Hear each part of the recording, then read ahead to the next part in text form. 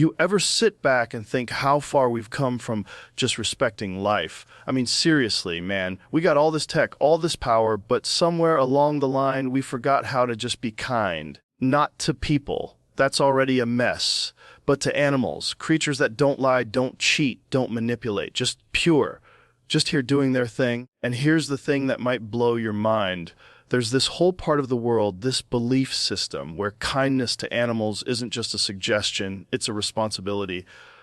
Now look, I've talked to scientists, monks, biohackers, all sorts of people. But the more I dig into this idea, this Islamic principle, Islam, that tells people to treat animals with compassion, the more it humbles me. Because we're out here building empires and nuking forests, while a dude in a small village is feeding a stray cat because his faith tells him it's the right thing to do. It's wild, it's beautiful, and it makes you think maybe the future isn't about getting more advanced. Maybe it's about going back to when we gave a damn about the voiceless. This isn't about religion vs. science. This is about being human, or maybe being better than human. There's a rule in Islamic teachings that animals must be treated with mercy, like it's built into the way of life, not just a nice idea, and that right there, that hits different. Because think about how we live today. We treat animals based on convenience, not conscience. We pat our dogs when it feels good. We scroll past suffering when it's uncomfortable, and we call it normal. But what if kindness to animals wasn't just a trend or a cute thing on social media? What if it was a code? A built-in responsibility? Imagine waking up each day knowing that even the smallest creature you come across has rights over you, not rights made by governments or activists, but rights placed there by something much deeper, something sacred. You see, in this mindset, mercy isn't optional. It's not some fluffy emotion. It's power under control. It's strength guided by compassion. In a world where everyone's flexing dominance, where people see animals as tools, toys, or food with no feeling, this teaching stands like a mountain, firm, ancient, and unshakable. Imagine being told that if you're riding a horse or a camel or any beast of burden, you're not allowed to overwork it. You're not allowed to deny it rest. You're not allowed to starve it. And if you do, you're not just being cruel. You're being unjust. Imagine you're walking down a hot street, sun burning down, and you see a thirsty cat licking at the edge of a gutter. Most people walk by. Most people say it's just an animal, but in this mindset, you're taught to stop. Not because someone's watching, not because of a reward, but because mercy is part of who you are. That's not weakness, that's real power. And the wildest part, you're told that a single act of mercy can tip the scale of your whole life. A person once gave water to a dying dog, and that act alone was enough to save their soul. Think about that. Think about how far we've drifted when a small, selfless action seems revolutionary. This is more than religion. This is raw humanity. It's about honoring the connection between all living things. A farmer in a dusty village who lets his donkey rest in the shade. A boy who shares his lunch with a hungry bird. A woman who opens her window just to let a trapped butterfly out. These moments, they're not small.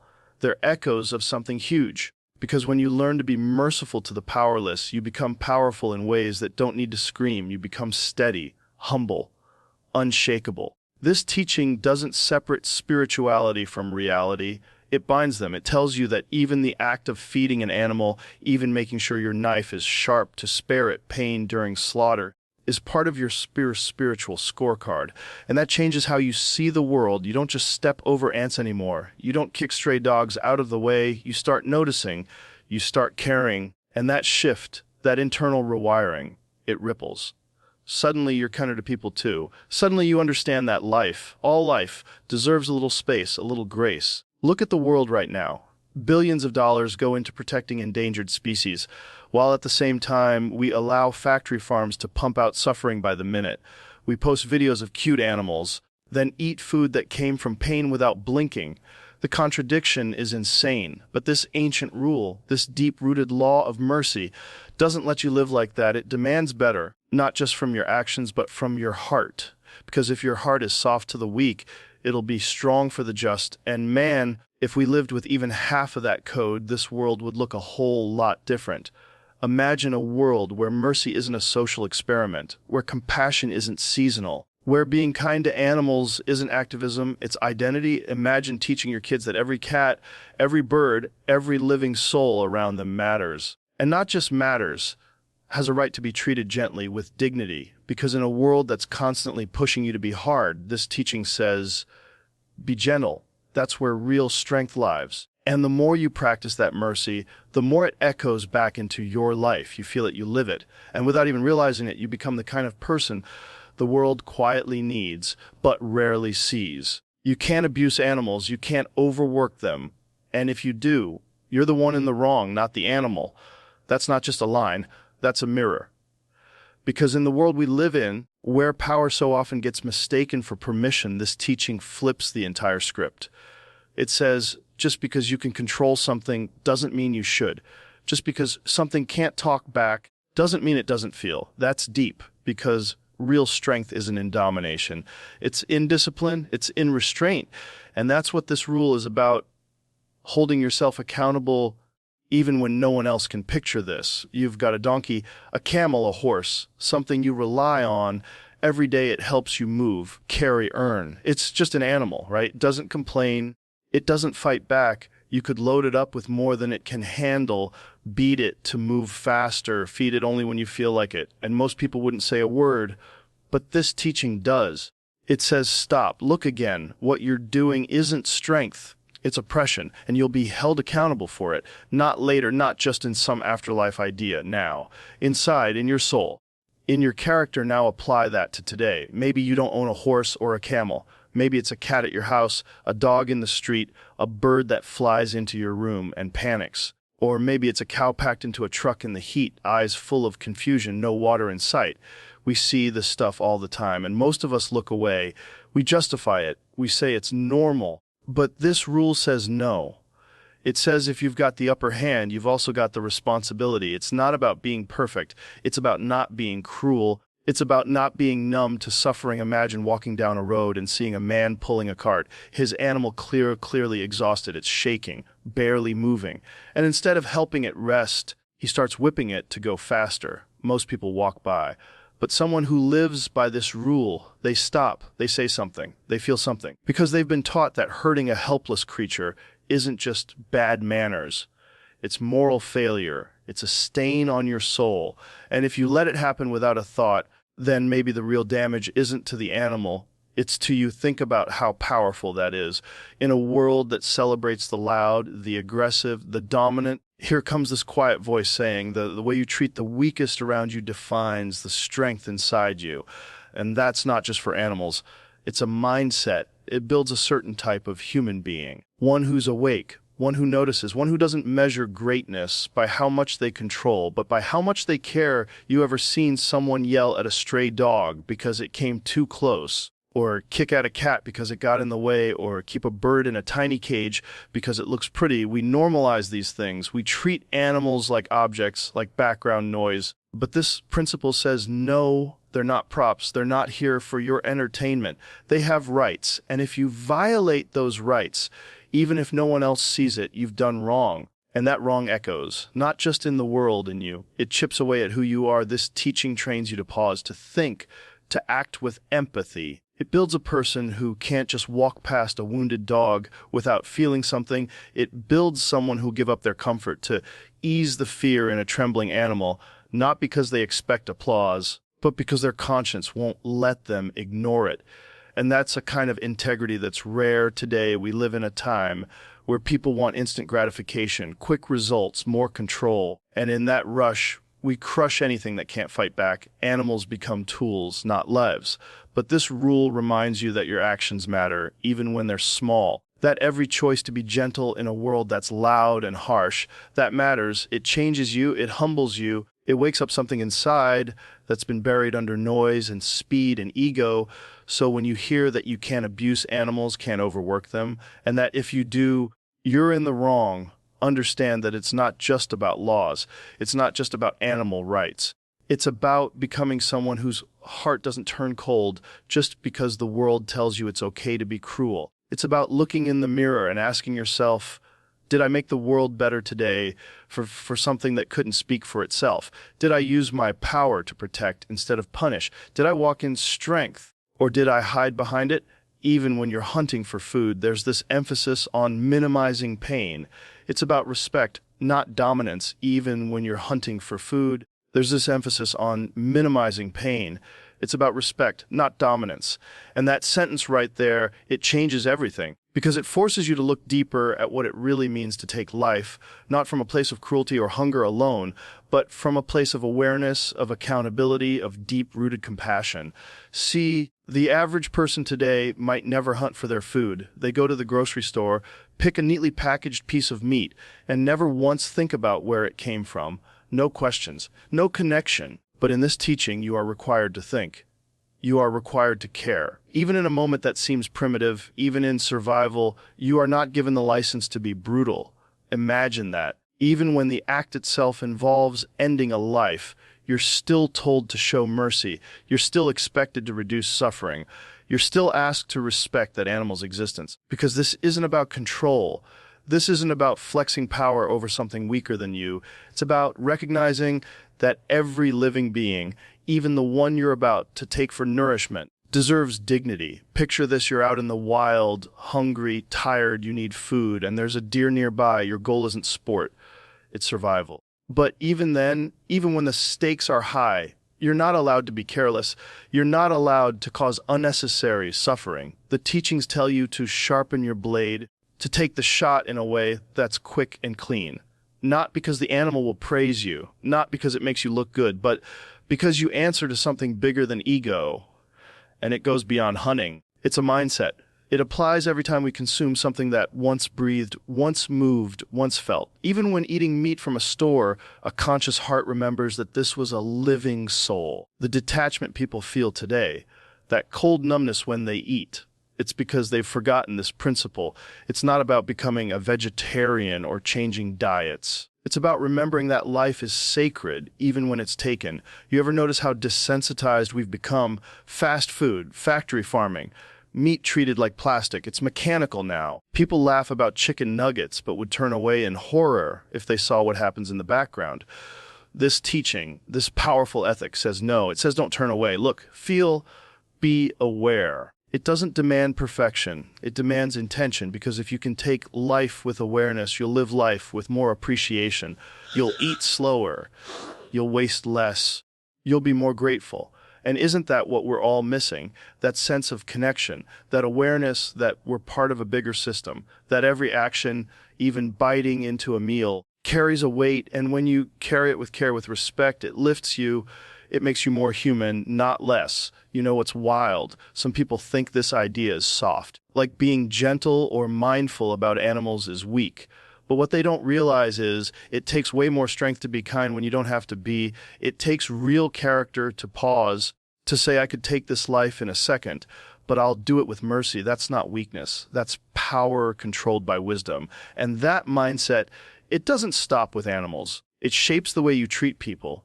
If you can be gentle with a creature that has no voice, no way to fight back, you'll be 10 times more just with a human who crosses your path.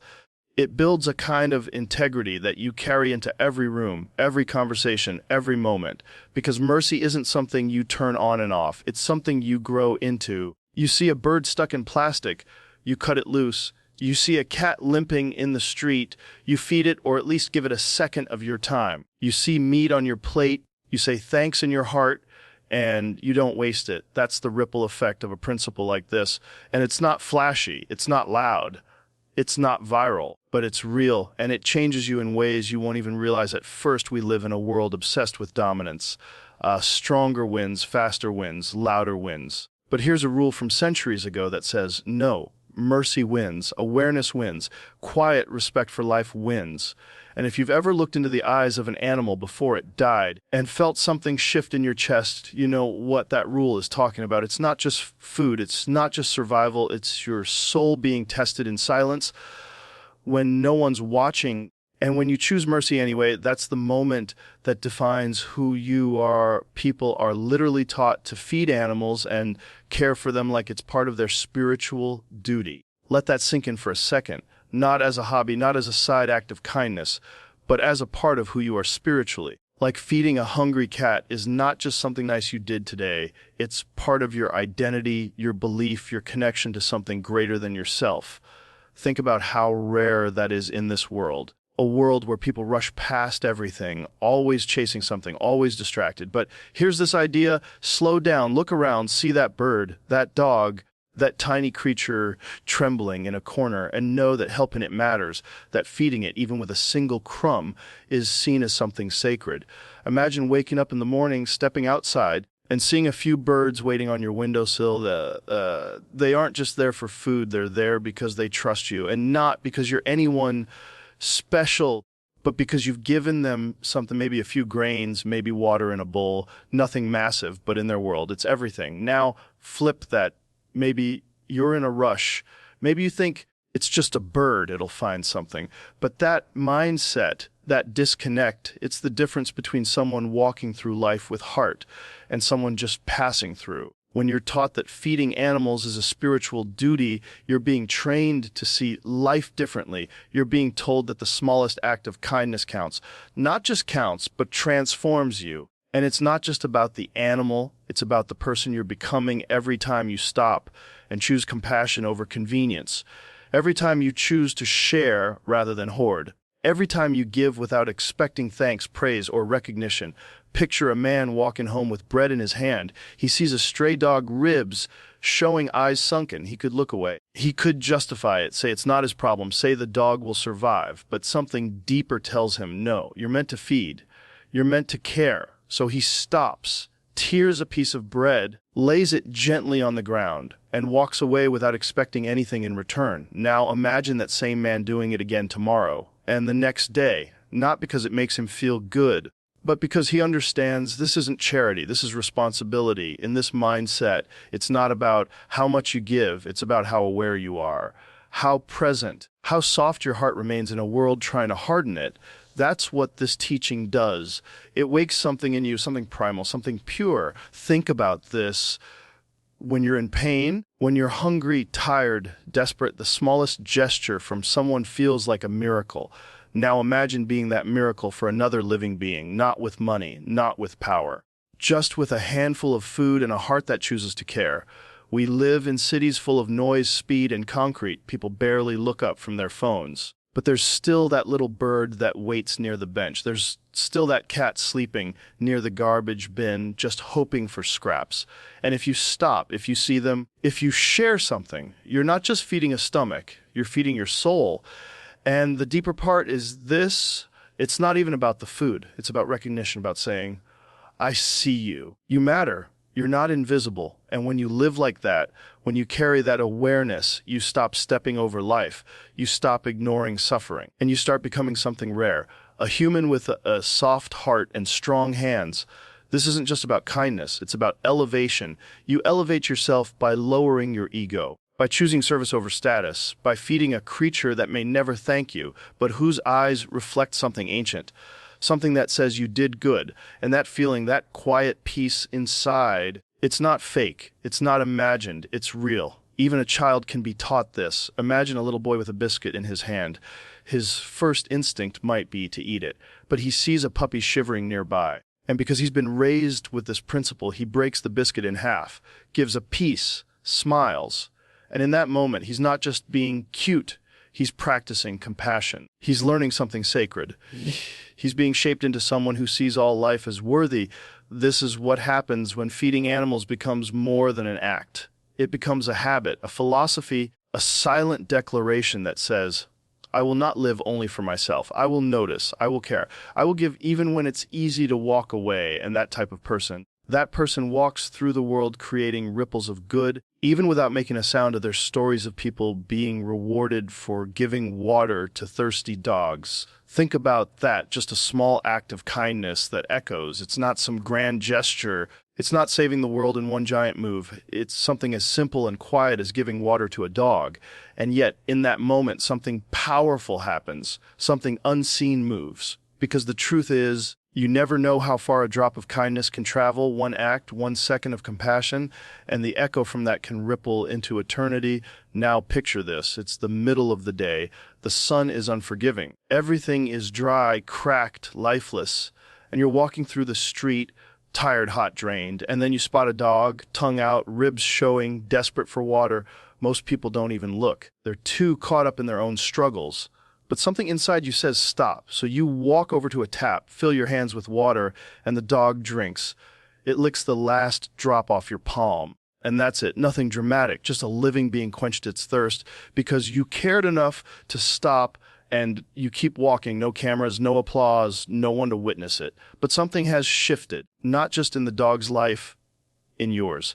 Because kindness does that. It rewires you. It reminds you that no act is too small when it comes from the right place. It proves that even in a world that seems lost in chaos, the smallest flicker of mercy still matters. People always ask, how can I make a difference? How can I leave a mark? And sometimes the answer isn't found in huge speeches or massive achievements. Sometimes it's in the quietest things, giving water to a dog, feeding a bird, showing mercy when no one's watching. Because those are the moments when your soul speaks louder than your words ever could. Imagine a woman walking back from the market, holding her groceries, and she sees a stray animal panting under a tree. She could ignore it, walk past, pretend she didn't see, but she puts her bags down, opens her bottle of water, and pours a little into the cap. The animal drinks, eyes full of gratitude. Now pause right there, because what she just did, in most people's eyes, might look insignificant, but in the unseen realms of character and conscience, it was massive. It was a victory of the soul. It was proof that even when the world tries to numb us, some hearts still beat for the voiceless. This story about giving water to a dog, it's not just a tale, it's a mirror. It asks you, who are you when no one's watching? What do you do with your power, your resources, your moments? Are you the kind of person who passes by suffering with indifference? Or are you the one who stops, even when it's inconvenient, to make another life a little better? And the reward isn't always material. It's something deeper. It's the weight that lifts off your shoulders when you do good without expecting anything back. It's the quiet pride that lives in your chest, knowing you made a small part of the world a little less harsh. It's the look in the animal's eyes, trust, relief, peace, and it stays with you. It changes you. We live in a time where kindness feels like a currency no one wants to spend. People are guarded, cold, always in a rush. But when you live by this principle, that even a thirsty dog matters, you start seeing the world differently. Every creature becomes a chance to show who you are. Every moment becomes an opportunity to rise above the noise, to be something real. This isn't about animals only. It's about awareness. It's about breaking the habit of self-centeredness and choosing, even for a second, to give more than you take. It's about believing that somewhere in the design of the universe, those small acts aren't forgotten.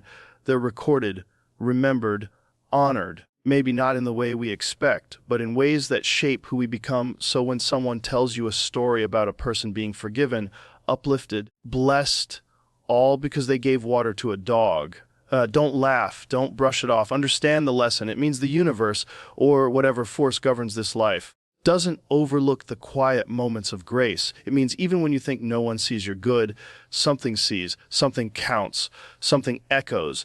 And that's the kind of echo worth chasing, the kind of legacy worth leaving. Because at the end of the day, what truly defines a person isn't how loud they lived, but how gently they treated the ones who had no voice.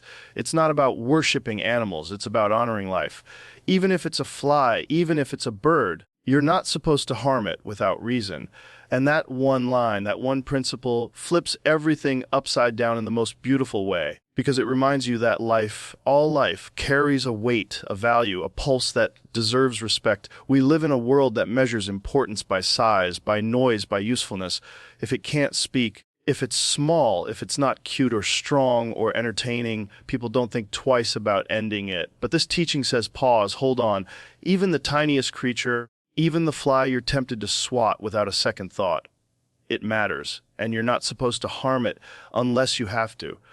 Unless there's a real reason. Now think about that. Because in a time when people crush ants without flinching, when birds are shot for fun, when animals are killed just to pose for a picture, this message comes like lightning in silence. It's not saying worship animals. It's not putting them on a pedestal. It's saying something deeper, that honoring life is part of your own soul's calibration. That your awareness of the fragile and the voiceless is a reflection of your own strength. Imagine you're sitting in your room.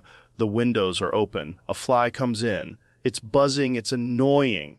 Your first instinct, kill it, slap it, end it. Because it's a fly, who cares, right? But then you remember you're not supposed to harm without reason. suddenly the whole moment changes. It becomes a test, a lesson, not about the fly, but about you, about whether you can choose patience over power, whether you can let something live simply because it has a right to, even if it's inconvenient to you. It may seem ridiculous to some. It's just a fly, just a mosquito, just a spider, but that's where the true teaching reveals itself. Because if you can respect the life of something that's small, something that doesn't benefit you, something that might even annoy you, imagine what kind of human that turns you into. Imagine how it sharpens your empathy, how it deepens your character. A child sees a butterfly land on the ground. Some kids chase it, stomp on it, laugh. But a child raised with this teaching, they pause, they marvel, they protect, not because the butterfly is holy, not because it has value in money, but because it lives. And that's enough. That alone is reason to show mercy. And that mindset, that quiet, reverent view of life, it becomes the foundation of a person who walks this earth without leaving a trail of harm behind them. Now picture an old man feeding pigeons in the park, not for attention, not for fun, just out of habit, a habit built on this principle that honoring life, even a bird's life, is a noble act, that in giving crumbs to a creature with wings, he's not doing something weak or soft. He's connecting to something ancient, something spiritual. People might look at him and laugh, but they don't understand. Every crumb he tosses is a seed, not just for the birds. For his own heart, we think greatness is built in loud speeches, grand gestures, power moves. But what if true greatness is in the tiny decisions, the moments no one sees, like choosing not to kill a spider in the corner of your home, but guiding it outside, like moving your car slowly so you don't run over a frog crossing the street at night. Like noticing the ant on your desk and not smashing it just because you can. Because when you live by this principle, you start seeing the world in layers. You start noticing life in all its forms. And suddenly, you don't just exist, you participate, you protect, you honor. And that kind of living, that creates a ripple, not just through nature, but through the people around you. They start noticing too. They start softening. A teacher once told his students, if you see a bird drinking water from a puddle and you scare it away for fun, you failed. Not because it's evil, but because it reveals something about your soul. The ability to harm does not give you the right to. That line stuck with me because it's true. Power is everywhere. Control is easy, but restraint is divine. Honoring life doesn't mean you live in fear. It doesn't mean you let bugs invade your home or snakes threaten your family. It means you act with reason, with purpose, with mercy. It means you understand that life isn't yours to destroy at whim. And when you live like that, you walk through the world lighter, clearer, more connected to the pulse that flows through everything that breathes, crawls, swims, or flies, even if no one sees it, even if the world calls it silly. You feel it, and something deep inside you begins to shift. Not because you spared a fly, because you remembered that life, all life, is never beneath your respect. And so when all is said and done, when the noise fades and the lights go out, the real question that remains is simple. How did you treat the ones who had no voice, no power, and no way to defend themselves from you? Because that, more than your words, more than your titles, more than the image you crafted for the world, that is the echo of your soul. You see, life isn't measured in how high you climb or how loud you roar.